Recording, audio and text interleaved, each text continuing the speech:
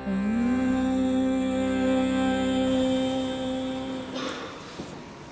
any of you ever read the book of Ezekiel? Any of you ever read the book of Ezekiel? Show of hands.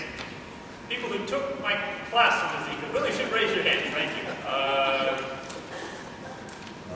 If you have, you know that of all of the prophets, all of the ancient prophets of the Hebrew people, Ezekiel is, shall we say politely, one of the more unusual.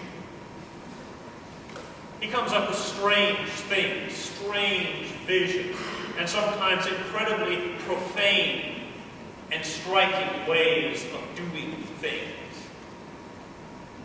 He's an unusual guy. But he had to be. Ezekiel had to be a strange person because, frankly, he lived in extremely strange times. As he grew up, from his childhood, Ezekiel was prepared to be a member of the priesthood in the temple in Jerusalem.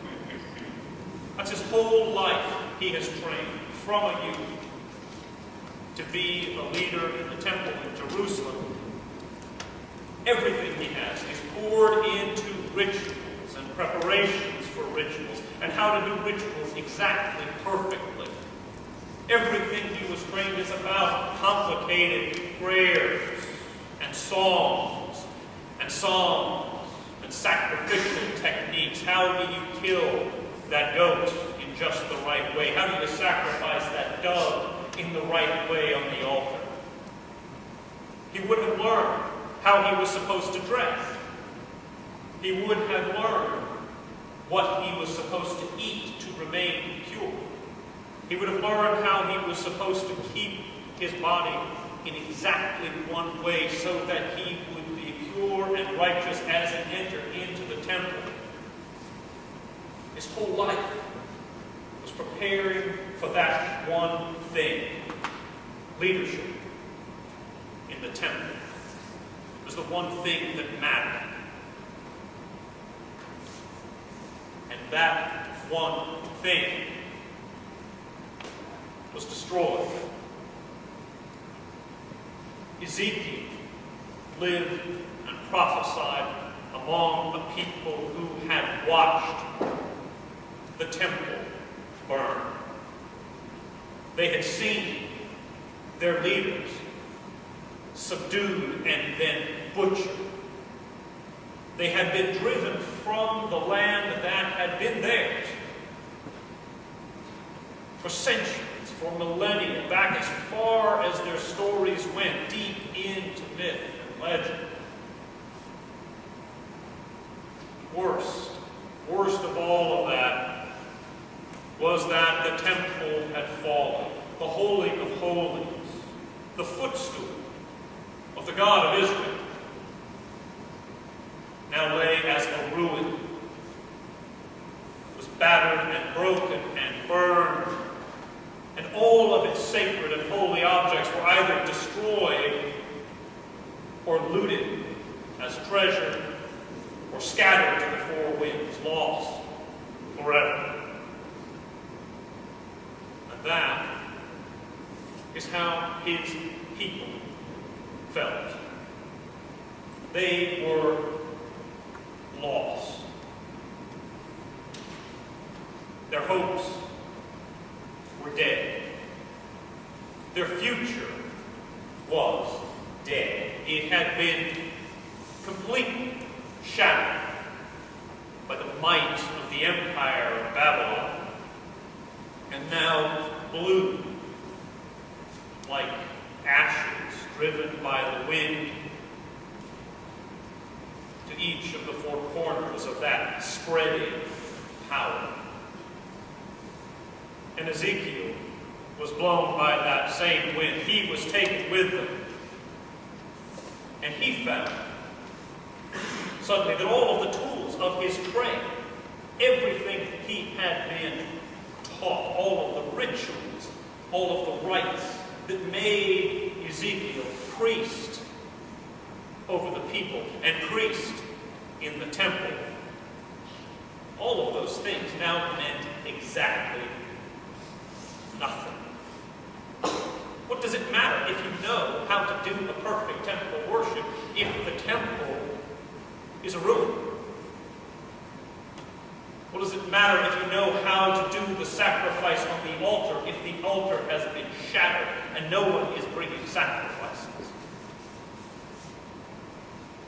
And harder still, how do you convince the people of God's presence when the place that they've come to say this is the presence of God is gone? And who declare, a people who declare to themselves and to anyone who will listen, we are lost, and we might as well be dead. More still, we're not just might as well be dead, we are dead. As they sat and they wept by the rivers of Babylon in exile, the people of Israel were dead to hope, dead to their future, and worst still, convinced that they were dead to God.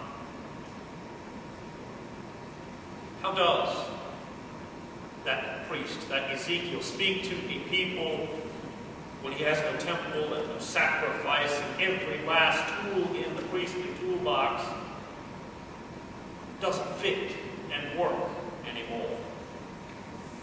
He had nothing. Ezekiel wasn't just a priest. If he had been, we would remember it. He wasn't just a temple functionary, because if he had been, we wouldn't remember him.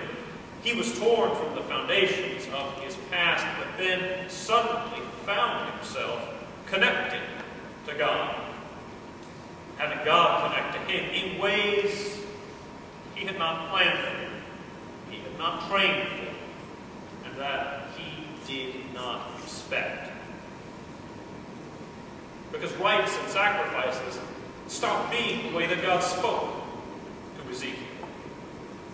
Throughout this book, throughout his writings, because Ezekiel wrote this stuff himself, we hear him tell us how he was moved by visions and impulses that stemmed from God himself. If you look through Ezekiel, there's a flag on all of those passages. They tend to begin with a phrase like, "The hand of the Lord came upon me." Or, if you're using the New International Version, "The hand of the Lord was upon me," that basic thing. What this does not mean is that, he's walking along and there's a cloud just above him, this great hand comes down and grabs him and picks him up. That's not what that means. What that means is that he was caught up in a vision, swept up into another kind of awareness, into an awareness of what God needed to share with his people. We can find that if you flip back to Ezekiel chapter 1, verse 3, you'll find it as that vision begins. It occurs again in 3:14 as another vision, as that vision ends and he moves into his ministry. You find it again in chapter 8, 1, and it comes again in chapter 40, verse 1. It's right there at the beginning of all of his visions.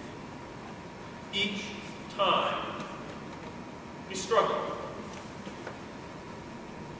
because he's not coming up with this stuff himself. He's being grasped by God's Spirit and shown something that his old ways of knowing, his rituals, just couldn't show him. He's being shown something that ordinary ways of understanding just can't express. He's in a new place. He needs to express.